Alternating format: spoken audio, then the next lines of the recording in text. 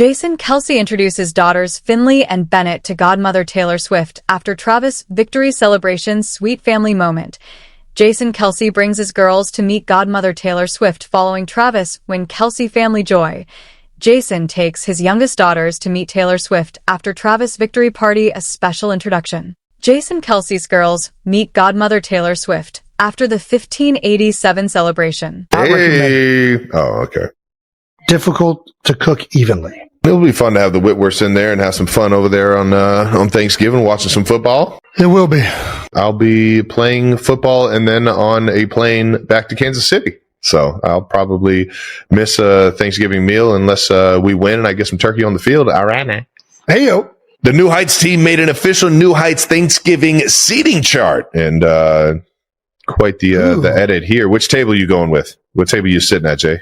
Man, I'm probably going with 3. Nice. All right. Well, I like my table. My table's great.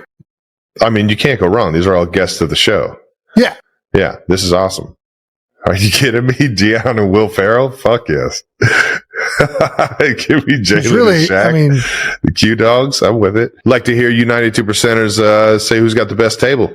And last holiday thing, bringing back the New Heights Holiday Film Club in December. That's right. Get to hear the best movie critic in the land. That is Jason Kelce. Last year we did Love Actually, which I don't think Jason is on board with it being a Christmas movie, but we also did Christmas Vacation with Kylie, which is always a fun one to watch. 92%ers, we've got another great episode. Trav's in a great mood. Chiefs come back in Arrowhead. First single score win this year. Big one for the Chiefs. Eagles lose to the fucking Cowboys. Let's start off with what we always start off with, and that's new news. New news. Yeah, new news is brought to you by American Express. I don't know what I did with that card. Hey, found it. New news is brought to you by American Express. If you missed our guest episode with Aaron Andrews and Krista Thompson, go ahead and check it out. It's getting rave reviews. Oh, so I haven't seen fun. Something get this many good reviews since the first iPad. I mean, it is iPod. It is getting very well liked. Such a fantastic episode. Thanks, everyone. I love the prank calls and calling card story. That brought us a lot of memories back. Awesome interview, everyone. Ooh, this is like the Kelce sisters. They could all be siblings. We can play in this fantasy world. This episode is one of the favorite episodes of all time. I admire Aaron and Carissa so much. They've inspired me to become a sports broadcaster myself. Nice. And I really respect everything they already did to give women a voice in sports. That's dope. Could not agree more, Natalia. Would somebody check the space of origin on Natalia? I'm not buying this. This is somebody from... It just discredited it. You're sick. We also got a Black Friday deal coming out from our friends at Homage. You can get all New Heights merch, 20% off, including the shirts inspired by our time at Cincinnati. That's right. You can have the creepiest photo ever captured of Jason Kelce. Not a terrible photo of myself, but not the most flattering either. Isn't there like a bad guy in like some sci-fi movie that's got like his hair slicked over and it's like shaved on the other side of it? I'm trying to think of that movie. Shaved? That's the one. Thank you. Thank you very much. Yeah, that's who you think you look like? Bro. Just a heftier version. Comb over is definitely there for sure. Black Friday, Cyber Monday promo starts today, Wednesday, and runs through Monday, December 1st. Last reminder, New Heights will be at the lake. That's right. Eagles Black Friday game against the Bears. Thursday night football crew coming into town. It's going to be a fun one. Official tailgate starts at 11 a.m. in Lot K. It is free to enter. I don't know how many people we can admit or how many people will show up, but we do know we are going to be drinking, eating, and having a gay old time. That's right. We'll have food, merch giveaways, a photo booth, a DJ games, and of course, a belly bucking competition. They've allowed us. Oh, yeah. I never thought legal was going to approve. I never thought legal would let this happen. Thank you to the legal team at Wondery.com and whoever's doing it on our behalf. We've already picked a vetted contestant, so you can't apply, but you can witness the festivities. If you want to see mostly fat guys rub bellies into each other to see who can win some type of prize that we have yet to determine, if you want to show up and see these bellies get bucked, see you in Lock K on Friday, you fucking Birds fans. We're going to have a fucking blast. Here we go. that wraps up New News brought to you by American Express. Before we wrap that up, Jason, do we have rules for this? To the belly button? Well, you can't use your hands. Can't use your hands. Most of the clips I've seen of it, they are either holding their hands behind their back or grabbing their belt. Belt sounds like you could get a little bit more. I feel like as long as the hands don't become disengaged into the front, they have to remain, they can't be used in the pushing. I think they need to be behind the back. Nah, I used to, the only reason I'm against behind the back is because I used to have to pass block. They would do drills where you have to hold your hands behind the back. And I thought it was the dumbest fucking thing in the planet. It has nothing to do with balance. Yeah. I get not having your belly bucking isn't the dumbest thing in the planet. Well, first of all, how dare you, sir? This is a athletic feat. But yeah, I just don't like the concept of holding my hands behind the back. The only clips that we've seen are from like the 80s. Don't change topics. For football, holding your hands behind your back and doing a drill that you don't do in the actual sport is stupid. For belly bucking, I'm all about proper force production. As long as those hands aren't involved, I don't give a fuck what you do with them. You can stick them up your ass. That's the thing, though. You can kind of get a little bit. You can go like this. You can be belly bucking like that. I don't give a flying fuck. As long as those hands don't get engaged in the pushing, we're allowing it. I'm the official. Travis, you won't be at this tailgate. You'll be playing football and making millions of dollars. I will be at the tailgate drinking beers and watching fat guys bare bellies. All right. Damn, wait, hold on. Wait. You just raised a good point. Travis, you play Thursday. This is Friday. What are you doing? Oh, hold on. We didn't even talk. Wait, Travis, hold on. You play Dallas, you fly back, you Thanksgiving. Friday. No, I'm looking at your calendar here. This seems pretty open to me, brother. Wow. Putting them on the spot. I can get you a Southwest flight real quick if that's what you're into. Putting them on the spot. I got a referee uniform. If I can make it, I'll throw on the uniform and bring a whistle. Oh my. Dude. People don't get your hopes up. I would surmise that that's about a 0% chance, but it is fun to think about. All right, Travis has done this before. That means a no. Yeah. All right, now, Jason, why don't we get into a little Chiefs football? Let's do it. Chiefs 23, Colts 20. Trav? How's it feel? Overtime football, a little free football for the fans, baby, up at Arrowhead. Gotta love it, man. And we finally fought a close battle and came out victorious. We haven't had any close games that we've come out on top yet this year, and that's kind of been our MO over the past few years here in Kansas City, is that we always find a way. And this one felt like classic Chiefs football, baby, where we just stick together, we keep fighting, and we find a way at the end. The defense came up huge against what feels like a high-powered offense, man. I mean, they got playmakers all over the field. Obviously, Jonathan Taylor at running back, absolute stud. Wide receivers, tight end is a stud. So we were thinking we got to put up a lot of points, and our defense showed up, man. That still doesn't take away from the fact that we got to put up touchdowns instead of field goals, man. And we got to end that game in regulation in the future. But proud of how the team stuck together and found a way to get a win, baby. Hey, it was fun to watch. You guys were rolling for most of the game. Like you said, you just couldn't get in the end zone in the first half, have to settle for 9 points. Big Yeti touchdown comes off of the board on one of them.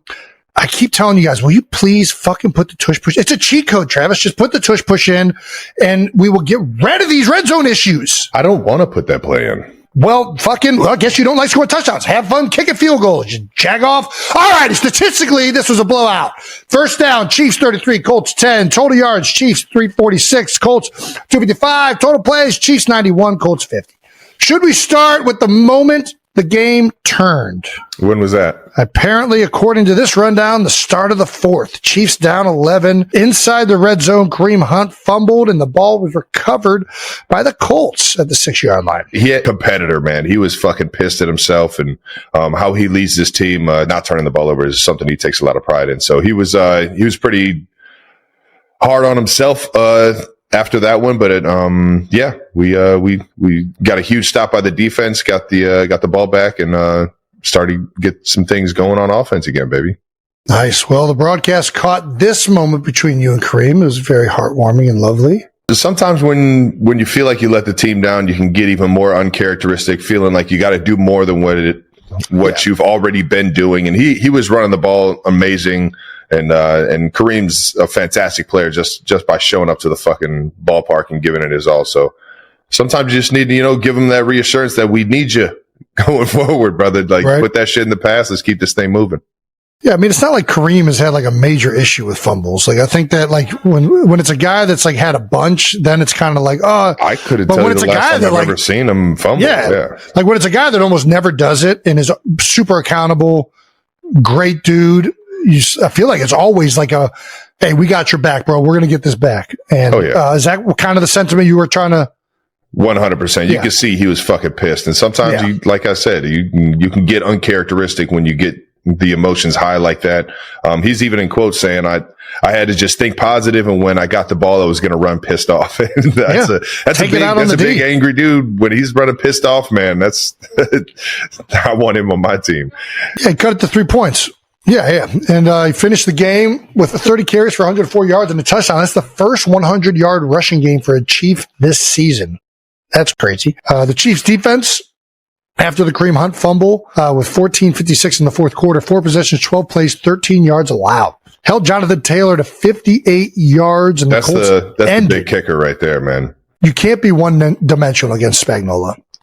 He is going to take away whatever you do really well, and he's got all of the tools within his repertoire to do it.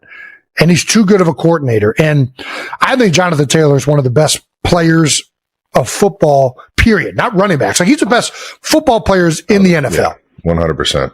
And Spags did a tremendous job scheming that stuff up. The players did a tremendous job of executing it. Nick Bolton, Chris Jones came alive. Drew Tranquil with a huge third down there towards the end of the game. They did a great job of, when the game's on the line, and this is very Spagnuolo, of pressuring the quarterback and making him try to make quick decisions in critical moments.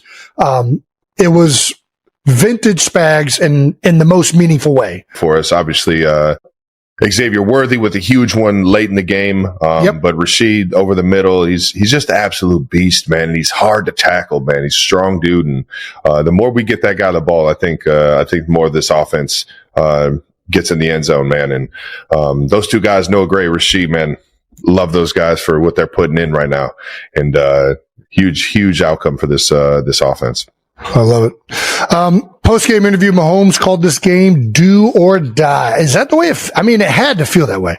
You know, if you don't find a way to claw back in this one, that the playoff chances are slim. I mean, I said something similar and kind of backtracked last week. I think you have that sense of urgency that shit needs to get handled. And, no doubt. And without a doubt, I think Mahomes having that mentality going into it helped channel this team's work ethic throughout the week for sure. Yeah, it's weird. As a player, I always hated the term like must-win games. Is this a must-win game? It's like they're all every fucking game what are we talking about? Goddamn must-win game. And like, oh, we're already in the playoffs. Well, no, we're not in the playoffs. We're trying to get to the playoffs. But I mean, the sentiment is there, and I think that it felt like coming into this game, like this was the time where the Chiefs have to get it going. They have to make it happen. Otherwise, it's going to be hard to get into this thing. Off field goal. Is there anything about the mentality of just getting this first one, especially because you guys have been 0-5 in the one-score games, right? Like, yeah, I don't want to play it up too much, but like sometimes just getting this going, like, how does that feel as a team? We had lost 2 in a row, man. Yeah. Things were, I don't want to say they were stale, but it's like kind of like guys are waiting for, somebody to take this thing over. Guys are waiting to get over the hump. They're trying to find out, their role and how this thing is going. Do we, losing fucking sucks. And that brings a tough mentality and a tough, energy into the building. Like everyone gets a little bit more, focused on their routines and how they can be better. And you're not necessarily just coming into the building loving what you're doing because you got shit you got to fix. Yeah. So it's like, it was a little stale, but getting over that hump, finding a way to win a tight football game like this in overtime against a good football team. The vibes in the locker room were epic, man. It was like, finally, baby, we're back. We're back on track. Let's fucking keep this thing going. Let's keep this momentum. Let's keep this energy and how we're attacking the week and attacking these games and how we're fighting together, man. And it's a good feeling, man. Yeah, man. I had to imagine that felt really good. You got another tough one coming up this week on Thursday against the Cowboys. Kylie was doing her part in this one. Not watching the game. That's right. She turned her back. She did this at an Eagles game earlier this year. I remember, yeah. Worked like a charm. Nice. Thanks, Kai. She did not do this against the Eagles game against Dallas following the Chiefs game. So we can all blame Kylie for that one not working out. Also, some UC boys at the game. Who was at the game? Well, Sauce Gardner and Alec Pierce. Oh, yeah. Talking about the guys on the Colts. I was talking to Sauce before or after the game. I was like, I finally got my one-on-one with you, dog. That's all I wanted. I just wanted one. And the ball went like to the field, and it was. Were you open? I felt like I kind of got open. Oh! I'm just saying, I think Pat, if he would have came back to me, we would have had a completion. That's all I'm going to say. All right. No, man, I had so much respect for Sauce, man. I fucking love that guy. Got a lot of respect for Alec Pierce too, man. And what they were able to do at Cincinnati, but also what they're doing in the league, man. It's got to be cool to play with a college teammate in the NFL, man. Big game this Thursday on Thanksgiving against the Cowboys. Down in Jerry's world, man. Yeah, the Chiefs going back to Dallas, man. They were once the Dallas Texans. Do you know that, this organization? I did know that, actually. Yeah. It's Lamar Hunt created the Chiefs, or this organization down in Dallas during the AFL days, and or actually, I believe right before the AFL days. I don't know. I think the only reason I know about the Dallas Texans is because of a throwback that Barry Rubin hooked you up with. Oh, nice. That's the only reason I even know that. Dude, that's a sweet jacket, too. It is a sweet jacket. Yeah, their logo used to be the state of Texas. Yeah, whatever. You should do whatever you want. Yeah, so we're headed down to old Dallas, Texas, to play a little Turkey Bowl, man. How about it, man? Remember, what's the first Turkey Bowl you like going out with ours? Dad? Yeah. I was about to say Turkey Bowl is more family, right? Mm-hmm. I don't remember the one that I really remember is one year we went all to Canterbury. I was going to say that's the one I remember the most, and it was fucking like snowing ridiculous. Yes. It was. Who was with us? I don't even remember who we went with. I have no idea either, right? Dude. I feel like I remember it was two-hand touch because it was boys, girls, and different ages and everything. But Dad let us play tackle. No, Dad would never let us play tackle. What are you talking about? He would let us tackle each other. That's what I'm saying. Yeah, he was like, you two could play tackle. That's the one I remember right away. Yeah. I don't know why that's the one that sticks out. I feel like there was one at Roxborough too, the middle school. Yeah, for sure. We did one at middle school one time, but you knock that out in the morning and then enjoy some football and some holiday games in the afternoon, baby. The best. It's the best. Trav, you haven't played in Jerry World since 2017. It's Mahomes' first time playing in Dallas. Yeah, a little homecoming for the big guy. Did Mahomes grow up a Cowboys fan? I believe so. That's a Pat question. I know he grew up a Rangers fan and a Mavericks fan, so I would assume Dallas Cowboys were a part of that. Cowboys undefeated since the trade deadline. That's a big one. 2 games. Do we owe Jerry an apology? Who owes Jerry an apology? Who's we? What do I have to apologize What did we for? ever say about Jerry? I never said anything about I think Jerry. society at large. I feel like the man got laughed. I feel like he was getting laughed at a little bit. They fucking sucked. What are we talking about? Their defense was horrendous. He fixed it. It was all part of the plan. So good job. What do we owe an apology for? Hey, your car doesn't work. Oh, I went and got it fixed. Oh, we owe you an apology for saying your car was fucking broke down and didn't work on the side of the road. I don't know shit, an apology. Putting questions in the dock. We can just move on. We owe Jerry Jones a clap of approval. And here we go. Okay. Listen. All right. Here we go. Hey, little clap. The moment I'll say this, and I'll stand on this, and I think the guys will back me. The moment they traded for Quinnen, I was actually like, there was a lot of other names being thrown around, right? Max Crosby, Trey Hendrickson, like they thought they were going to.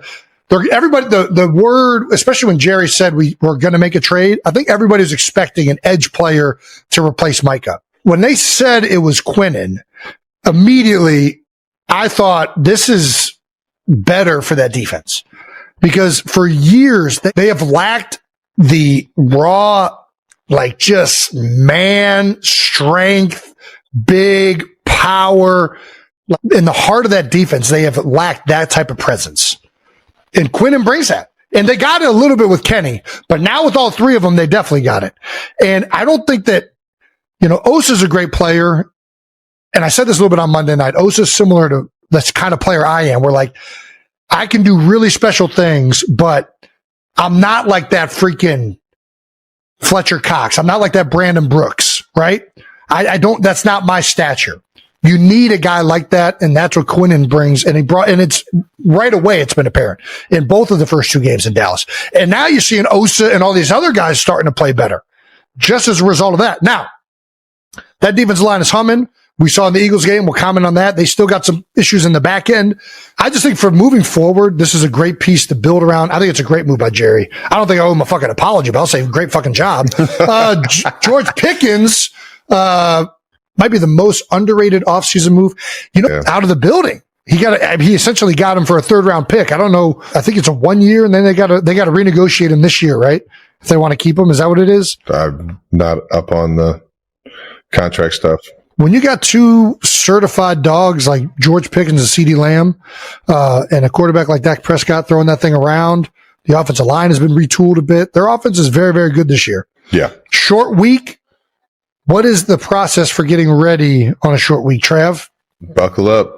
There's nothing you can really do about it.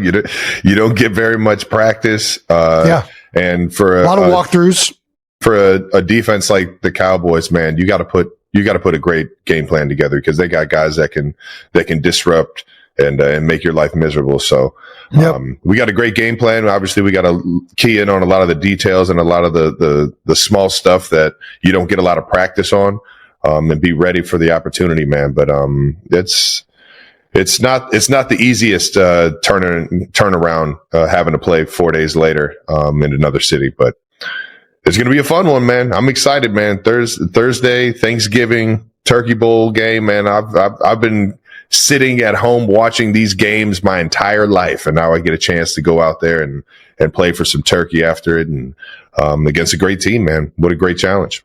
Are you going to be able to see into the Post Malone halftime show? Post Malone's doing a Thanksgiving halftime show. Nice, man. Shout out to Post. I don't know why I'm asking you. You're not going to see a fucking second of it, but I might see like the tail end of it from like the tunnel as we're getting ready to go back out there. But for the most part, I'll be trying to figure out how to attack them on the second half.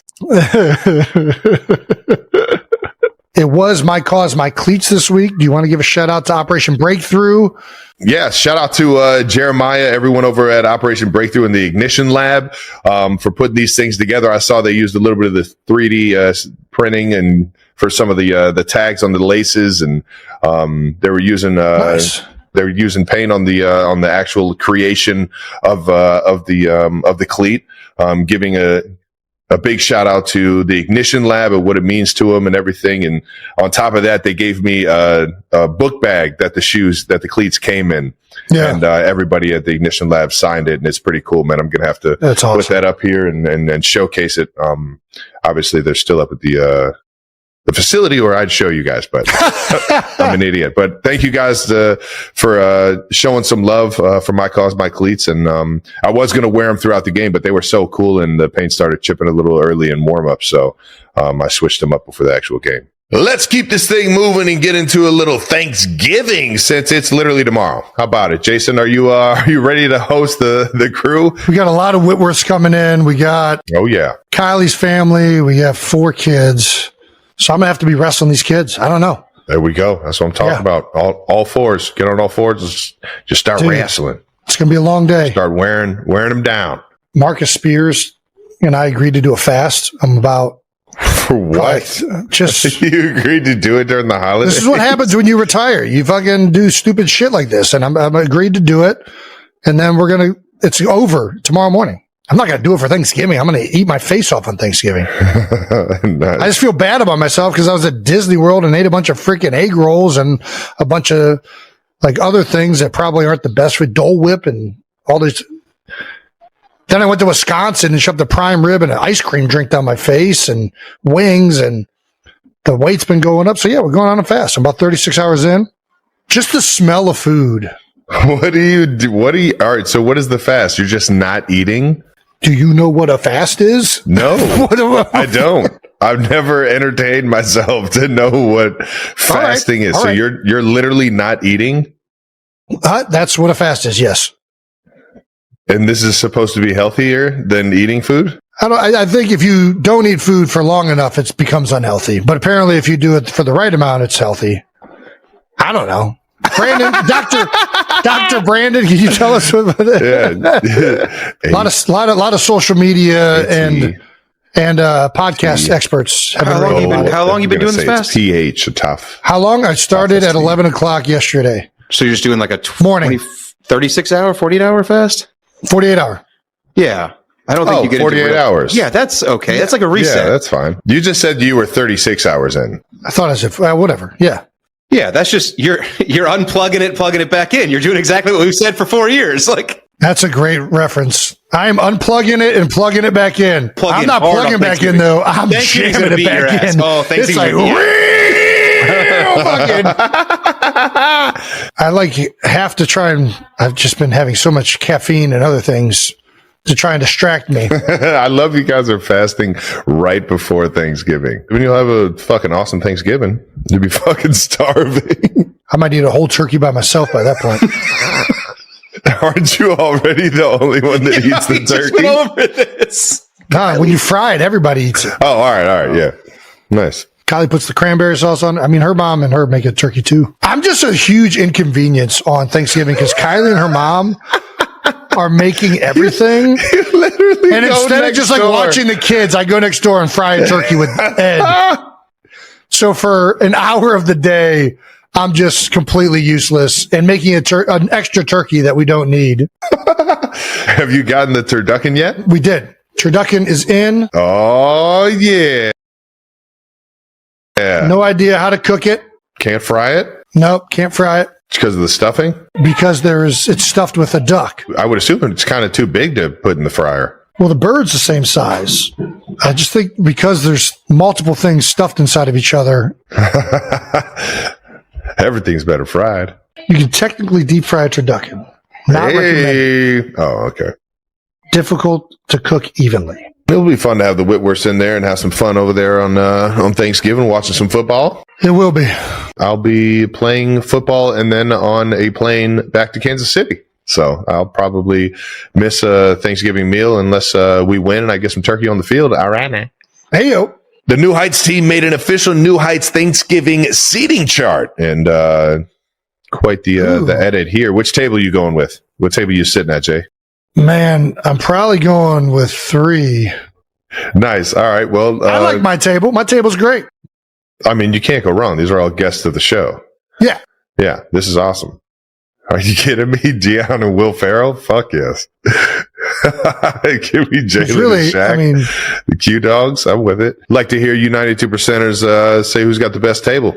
And last holiday thing, bringing back the New Heights Holiday Film Club in December. That's right. You get to hear the best movie critic in the land. That is Jason Kelce. Last year we did Love Actually, which I don't think Jason is on board with it being a Christmas movie, but we also did Christmas Vacation with Kylie, which is always a fun one to watch. What movies do we want the 92%ers to vote on this year? We did Christmas Vacation with Kylie. I don't even remember doing that. Yeah. Shitter's full. Shitter's full. Man, should we do I like Home Alone's in there, man. I'll always watch Home Alone. This is just for the 92%ers to vote on though. Home Alone, Wonderful Life, What's the Holiday? What's the Holiday? Grinch is great. Oh, Jack Black. I'm a big Jack Black fan. 4 Christmases. I think we should just do 4 Christmases. Man. I mean, 4 Christmases is fantastic. Ernest Saves Christmas. God, that's an old one, but I don't know if I want to watch. I'm all in on Ernest. Ernest still gets me going. Does he really? Oh, fucking, I love Ernest. I love the Halloween one the most, though. The Halloween one's the only one. That shit used to give me fucking nightmares. I got terrified. Are you kidding me? Have you shown the girls that one yet? I don't think we have now. Do you want to pick 4 or you want to just pick 1? I say 4 Christmases if we're going 1. 4 Christmases, Ernest Saves Christmas. What others did we say? Home Alone. The Grinch is my favorite. It's the best. So, yeah. It's the best Holly. It's a true Christmas story, unlike Love Actually. It actually has to do with like the spirit of Christmas and why it's important. All right, we'll throw the Grinch in there. Hey-o, Home Alone, The Grinch, 4 Christmas, and Ernest Saves Christmas, which is a classic from our childhood, and the Ernest movie series. Let us know which one you want us to review on the New Heights Holiday Film Club in December, baby. And that does it. That wraps up another episode of New Heights. If you're in Philly, come see us at the Link this Friday in Lock Cave for some minimum viable belly bucket. Oh, yeah. Legally actually termed? A banger. Make sure you subscribe to the New Heights channel on YouTube and follow New Heights on the Wondery app or wherever you get your podcast. You can listen to new episodes of New Heights ad-free right now by joining Wondery Plus in the Wondery app or on Apple Podcasts. Once again, New Heights, a Wonder Show brought to you by Adobe Acrobat Studios. How about it? If you have information, you should put it in an organized application like Adobe. Follow the show on all social media at New Heights Show with 1S for fun clips throughout the week and to enjoy some turkey or some ham. I'm more of a ham guy. Jason Kelce brought his youngest daughters, Finnley and Bennett, to meet their godmother Taylor Swift for the first time after the whole family attended Uncle Travis' victory party at the 1587 restaurant. It was a heartwarming family moment. The photo captured pure joy, Taylor Swift and the Kelce brothers laughing freely as they surrounded tiny Finnley. At the center, Taylor cradled the baby tenderly, her bright smile showing how delighted she was to finally meet her goddaughter. Travis beamed with pride, while Jason leaned in affectionately, forming a close circle of love around the little one. Finnley, dressed sweetly in denim overalls and a matching headband, looked peaceful in this cocoon of warmth. Taylor and Travis couldn't hide their excitement when the baby babbled and seemed to call Taylor Mommy for the first time, making the moment even more special. Thanksgiving holds a special place in Jason Kelce's heart. Together with his mother Donna and wife Kylie, he contributes every year to the family dinner table. On November 21st, the 38-year-old retired Eagles center hosted a bonus Thanksgiving episode of the New Heights podcast with 36-year-old Travis. The brothers shared their holiday plans, with Jason excitedly listing his favorite dishes: mashed potatoes, corn, and Kylie's badass green bean casserole, his personal favorite. Travis, meanwhile, remained loyal to mac and cheese, though Jason jokingly insisted it's overrated. Jason also mentioned that he has recently started deep-frying the turkey instead of roasting it. As for whether Travis' fiancée Taylor Swift will join the Kelces for Thanksgiving, the brothers kept quiet. Still, it's likely she will attend, just as she did last year when both families celebrated together in Nashville. Reflecting on the Chiefs' overtime win against the Colts, Travis spoke about the team's resilience after rallying from a 20-9 deficit and grinding through high-pressure drives. He praised the Colts' strong defense and emphasized how meaningful the fourth-quarter success was for the Chiefs. Now the team turns to a short week and a major Thanksgiving road matchup in Dallas, Patrick Mahomes' first NFL game in his home state. Travis acknowledged how important it is for the team to secure that win for their quarterback. It will also mark Travis' first career appearance in a Thanksgiving game, something he has long anticipated. "There's nothing better than football and Thanksgiving," he said. "What remains uncertain is whether Taylor will attend the game. She has avoided away games this season due to security concerns, and she and Travis have kept a low profile throughout 2025. According to Us Weekly, the couple is planning a quiet, family-centered holiday season, splitting time between their families. Taylor adores Donna Kelce, and both sides make an effort to see each other often. Travis' schedule will be packed. He also plays on Christmas Day in a home game. Taylor attended his Christmas matchup back in 2023, though she has kept her appearances limited this season. She is currently preparing for the release of The End of an Era, her 6-part Disney Plus series documenting her final Eras tour performances. The first 2 episodes premiere on December 12th, with the rest released weekly through December 26th. The trailer includes glimpses of Travis, suggesting viewers will get a rare behind-the-scenes glimpse into their relationship.